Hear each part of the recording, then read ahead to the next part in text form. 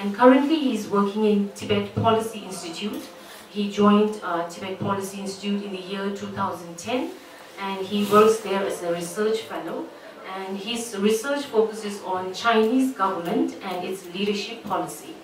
So today he will be speaking on Sino-Tibet relation post-1949. So please join me in welcoming Mr. Tenzin.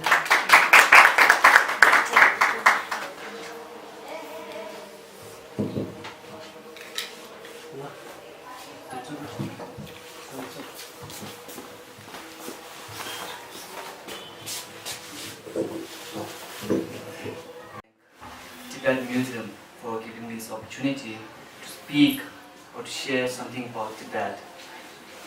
I don't know, many of you might know about Tibet issue, or maybe you know better than me. So let me tell you that I'm not an expert on this subject, but this is my humble attempt to incorporate Tibet's more than 60 years history into a short research article. So before I prepared a short research article to read. Before that, I take this opportunity to speak or to say 3 words for my institution, that is Tibet Policy Institute. Tibet Policy Institute was established in 2012, and it's quite new to the Central Tibetan administration. It basically serves as a research and breeding house, where it's a vision of Tibetan political leader Sikong. His vision is to make a platform for the researchers, either Tibetan or non-Tibetan, to come there and use Tibetan resources there, and could they can help Tibetan researchers to make them more sort of scholarly, can produce some research articles and like that. I think I decided to read my short research article because it's more sort of comprehensive and clear for you to understand that. So please allow me to do that.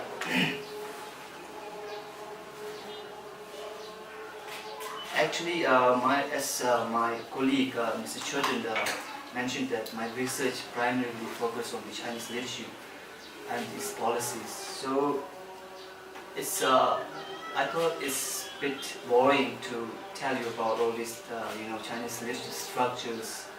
So it's more interesting to say something about Tibet-China relation, and I choose this topic for this event, and I write a short research article. My research article titled "An Overview of Tibet-China Relationship Post-1949."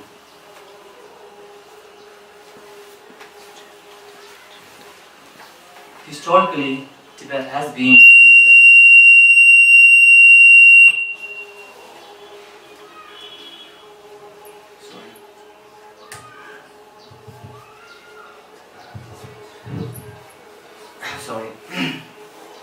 Historically, Tibet has been an independent state for centuries, and then acted as a buffer state between the 2 neighbor giants of Asia, that is India in the south and China in the north and east.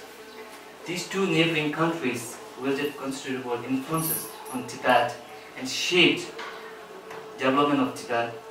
Tibet inevitably attracts the attention of the great powers for its enormous landmass and abundant natural resources. China primarily looked upon Tibetan resources and gradually built strategic development aware of plateau's strategic importance. After the collapse of the Qing dynasty in 1911, Kuomintang, or China's Nationalist Party, led by Chiang Kai-shek, failed to subdue Tibet due to weak military. That time there was a Chinese Civil War going on, and there was a Japanese invasion in 1930s. So due to weak military, they failed to subdue Tibet. allowing Tibet to emerge as a de facto independent state. Soon after the defeat of nationalist forces by the Chinese Communist Party in the Chinese Civil War on 1st October 1949, People's Liberation Army marched to Tibet under the command of Chairman Mao Zedong with the planned intention of occupying Tibet. 2 years later, the Chinese Communist Party forced the Tibetan delegation led by Ngabel Ngawang he is a former cabinet member, to sign the 17-point agreement under the banner of so-called peaceful liberation of Tibet. The agreement was repudiated by His Holiness the Dalai Lama for the first time on April 18, 1959, on his arrival in peaceful India. In the wake of a critical period in the history of Tibet, the Tibetan government sought diplomatic assistance from the Great Britain, the United States, and so also India being one of her close neighbors. Tibet's recognition in the international community was doomed when British declined because of the Tibetan government. India was supposed to lead at the front to acknowledge the Tibetan independence, or could have maintained the British view on Tibet as strategic importance to India. But Prime Minister Nehru's views were rather vague and ambiguous. The Tibetan government approach for her membership in the United Nations was not accepted by these countries. At that time, China was already a member of the UN Assembly, and it was quite likely that the Soviet Union and China would use veto power, even if any of these countries support Tibet in securing a membership. With the failing efforts made by the Tibetan government on a diplomatic ground, the only option left to resist the Chinese invasion was armed resistance.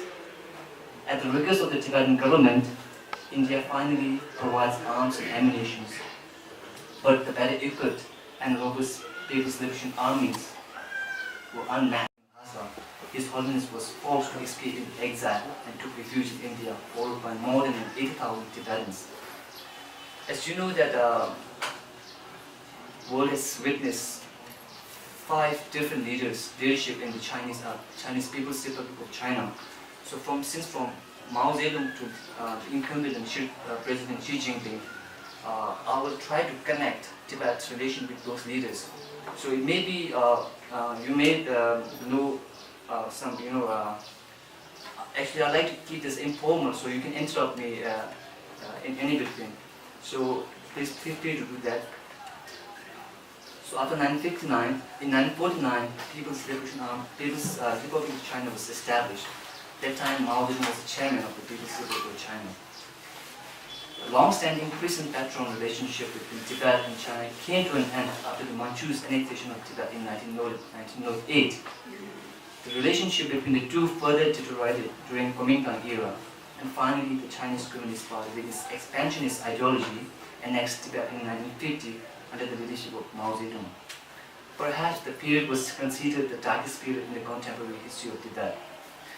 The so-called liberation of Tibet in 1951 was a legal move carried by Beijing to legitimize the Chinese Communist Party's illegal occupation of Tibet.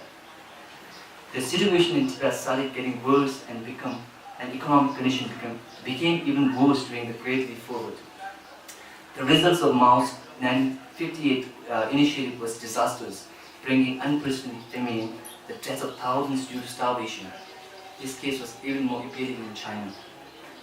After his failed initiative that devastated Tibet, the 10th Panchen Lama, at the age of 24, submitted the 70,000-character petition to the top Chinese leaders, including Mao Zedong, in 1962. In his petition, the Panchen Lama openly criticized Chinese rule in Tibet, and particularly the unprecedented famine in Tibet. The petition, Mao called a poisonous arrow, cost the young Lama a serious personal tragedy where he was thrown to prison for 14 long years and stripped of any authority. It was not over. Tibet was once again racked by socio-political movement engineered by Mao Zedong in 1966. It was commonly known as Cultural Revolution. The revolution marked a successful attempt by Mao to return to a position of power after the failed Great Leap Forward. In fact, Mao became more influential and powerful.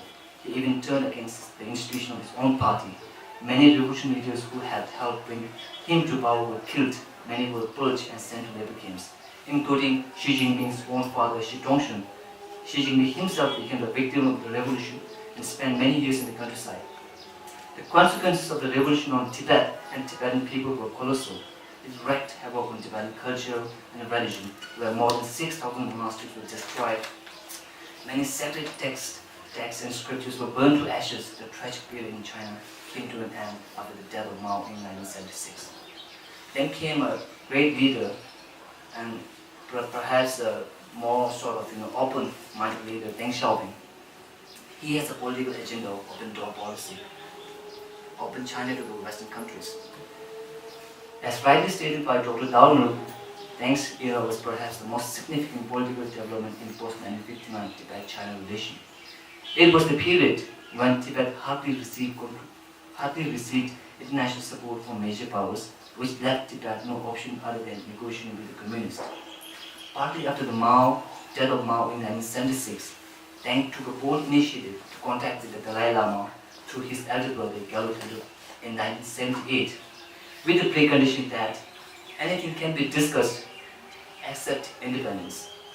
This was followed by a series of fact-finding delegations, but sadly the condition in Tibet remained woeful.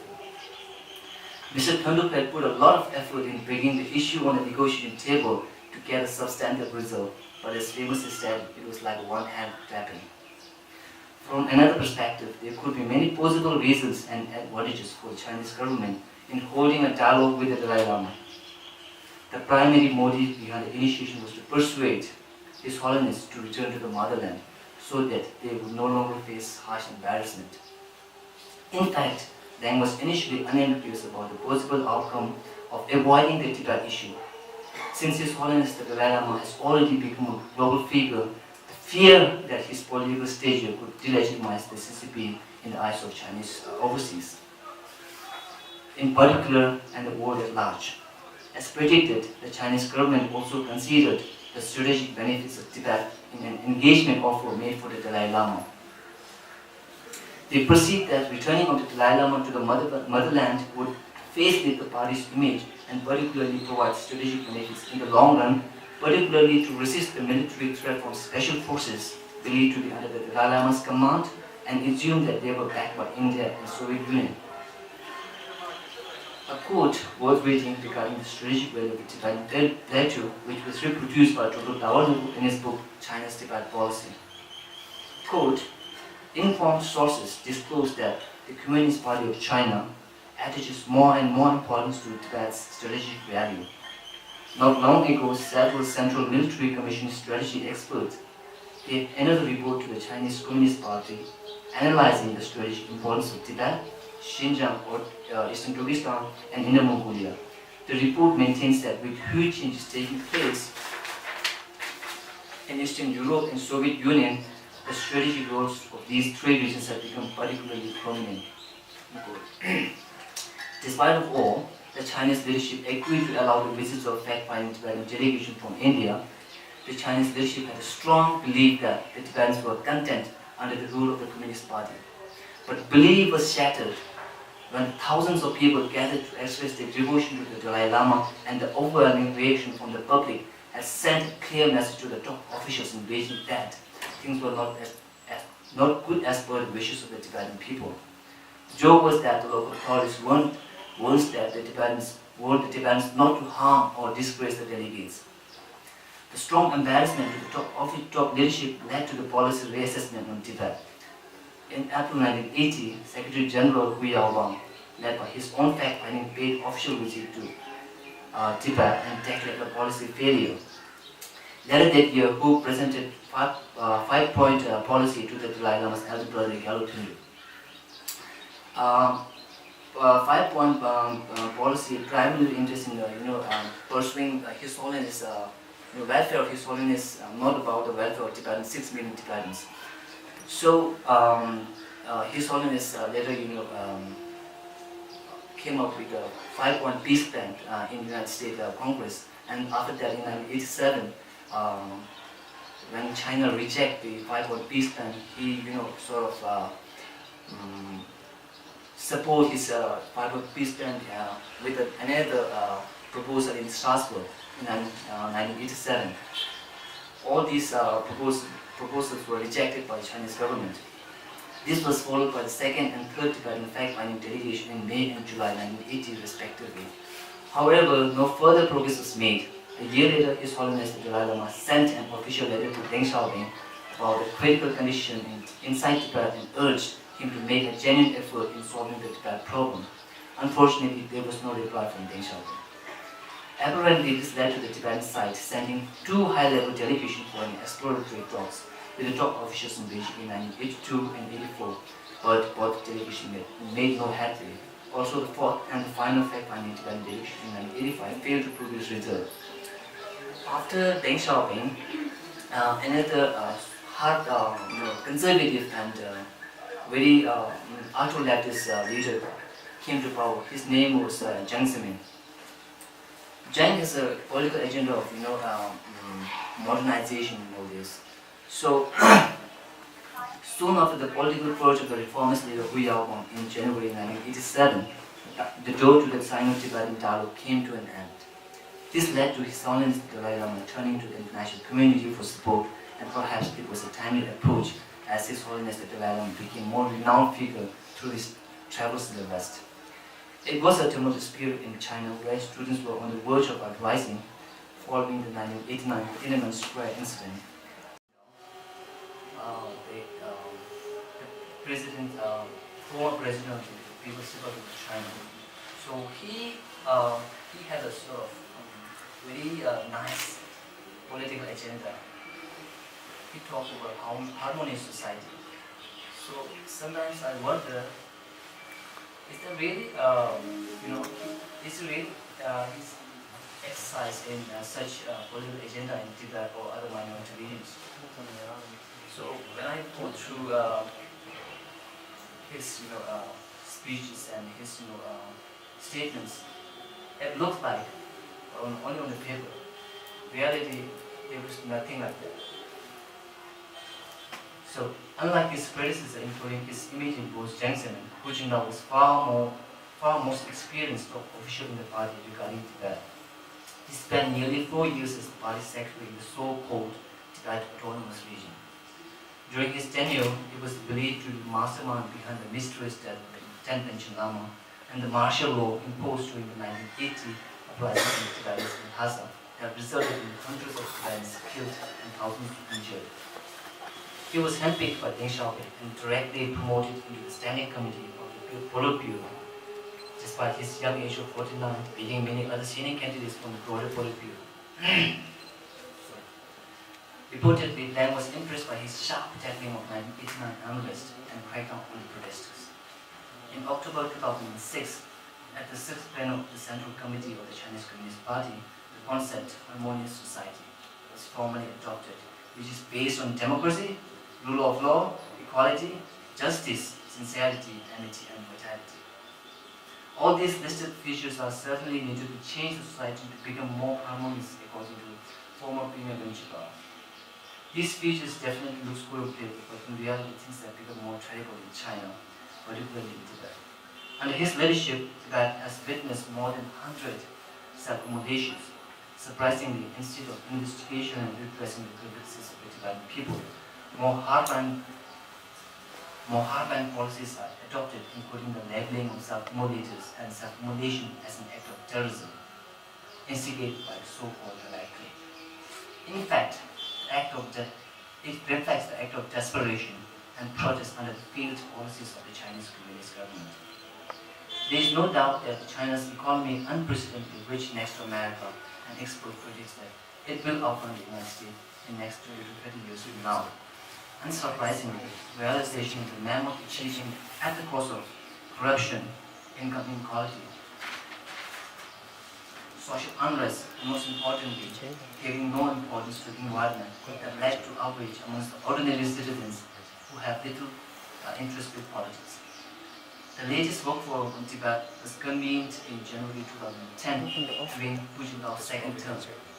Notably, Xi Jinping was present at the meeting in the capacity as the vice president. For the first time since the founding of the so-called Tibet Autonomous Region in 1965, the Chinese government acknowledged this policy implementation in all parts of Tibet after the fifth work forum on Tibet. presumably due to 2008 uprising that was erupted from all parts of Tibet. Here, I refer to Tibet as three traditional provinces, Guizhang, Han, and Amdo. So the Central Tibetan Administration conveys their deep appreciation to the Chinese government for acknowledging the incorporation of Tibetan areas outside Tao during discussion at Fifth World Forum meeting. So let me read his statement first. Realizing the Chinese dream, the great rejuvenation of the Chinese nation is not just about making our country prosperous, but also about revitalizing the nation and making the people happy. That's his statement. Except for his statement. Xi Jinping, a man who endorsed the catchphrase China Dream at the National Museum in Beijing after his elevation to the General Secretary of the Communist Party at the 18th National Congress in November 2012. Though his China Dream emphasized on pursuing the dreams and the well-being of people, in fact, the case of Tibet shows just opposite, where 5 Tibetans had self-immolated on the eve of the 18th Party Congress, which undoubtedly reflects the ground situation in Tibet. The toll has reached 127 since 2009, many of which were fatal. Unfortunately, instead of addressing the grievances of Tibetan people and finding the root cause of the self-immolation, the Chinese government plays a blame game in which they fought His Holiness Dalai Lama for inciting protests, including self-immolation. Xi Jinping personally has not been associated with Tibet, but he was linked only after his visit to Tibet in 2011, when he was vice president of the PRC, and also largely through his father Shi Dongshen, who was in charge of Tibet's affair in the late 1980s. His Holiness the Dalai Lama recounts that seeing Shi as a close friend who had lived through view and approach to ethnic minorities. Even Shi wrote an obituary to late Panchen Lama in China TV, one of the official mouthpieces of the Communist Party. In February 2013, Xi Jinping was accompanied by Wang Hanning. He was one of the members of broader Politburo that consists of 25 members. So he acted as an advisor to President Xi Jinping. So Xi Jinping was accompanied by Wang Hanning during Thomas' brief visit to Gansu. Gansu is a Chinese province, and surprisingly, it's near to Labrang Tashikil Monastery, the place where largest number of self-immolation occurred. So surprisingly, he did not visit the place Ngapa, called Ngapa, where Tibetans had self-immolated. He also met the Tibetan delegation after he was elevated to the president of PRC in March 2013 during the National People's Congress, which is a symbolic entity in the Chinese political hierarchy. Those were the only two incidents that occurred between Xi Jinping and Tibet. According to the Dao Gongfao, a Hong Kong newspaper regarded as the mouthpiece of the Chinese Communist Party, Xi pledged that his new leadership group would pay the same close attention to Tibet as previous leadership groups and would continue to emphasize, quote, the maintenance of stability and leapfrog self-development on foreign hostile forces and those seeking Tibet independence. So finally, the possibility in the near future regarding Tibet-China relationship. In 2002, the door to the negotiation was resumed. Since then, 9 rounds of dialogue were held between Chinese government and envoys of His Holiness Dalai Lama. Surprisingly, no headway was made out of it. It was more surprising to see that instead of a harmonious society agenda adopted by Hu Jintao, the situation in Tibet became even worse than before under his leadership. All the 9 rounds of dialogue were held during his tenure. Unfortunately, the dialogue process was cut off by Beijing in 2010. By the time new leadership has emerged in Dharamsala as well as in Beijing, the fundamental difference between the two is one based on democratic election, where people have right to choose their leader, and opposite in the case of Chinese political system. At the same time, it was already a historic win for the Tibetan people of His Holiness the Dalai Lama to give his political authority to the democratically elected leadership in exile. In fact, many people in Tibet supported the devolution.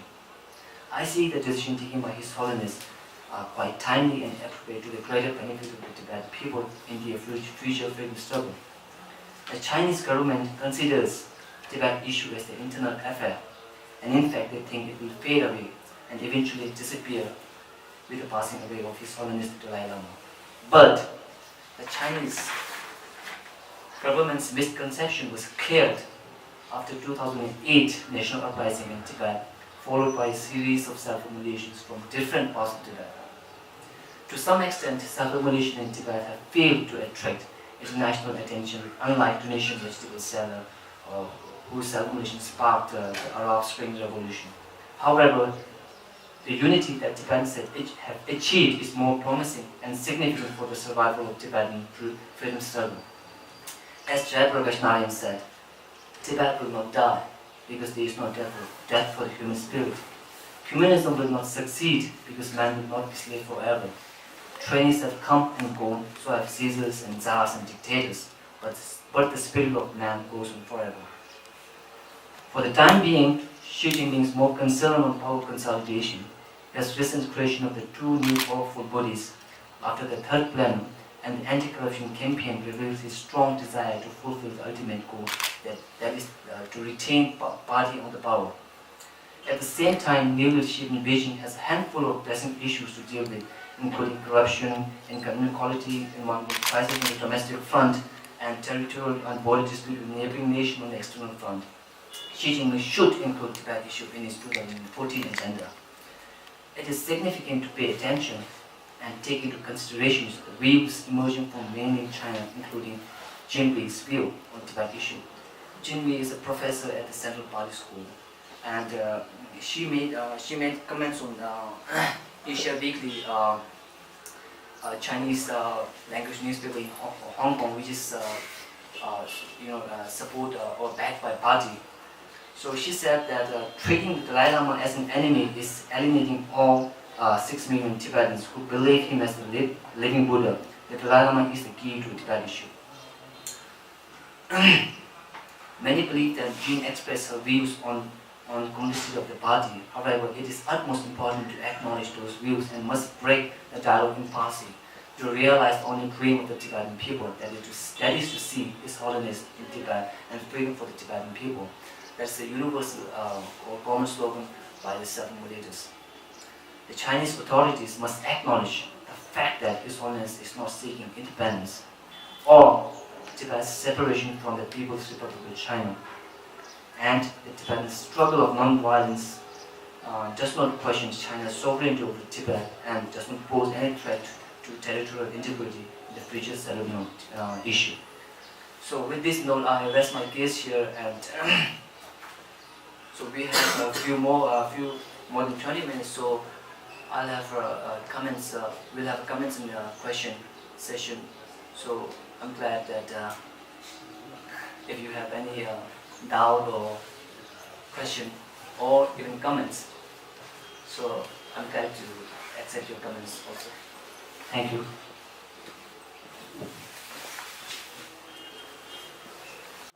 Tibet is a Thar, or Tibet is the three traditional provinces, as I mentioned before. Yeah, the three provinces that were. We officially, in an official statement, that we have 6 million Tibetans in the three traditional provinces of Tibet. But in the so-called Thar, Tibet Autonomous Region, there are less than 60%. In exile, it is estimated that around 120,000 Tibetans are residing in exile.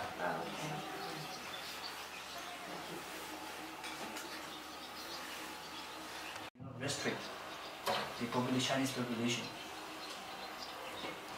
Maybe there are some other move behind that, but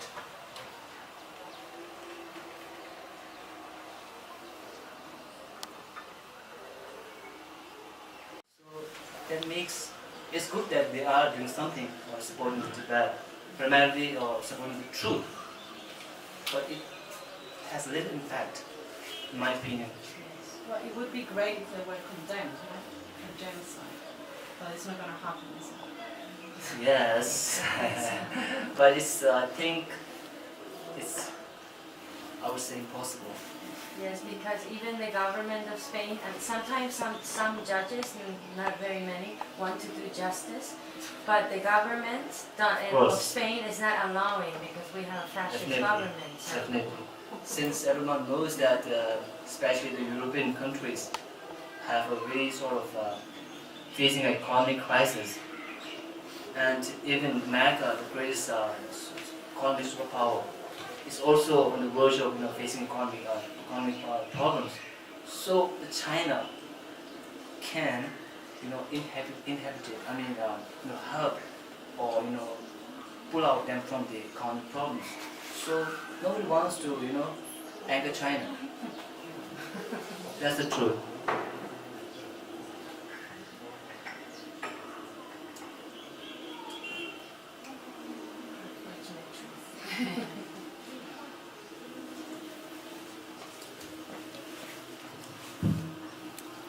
Alright, so I think there is no more questions. No.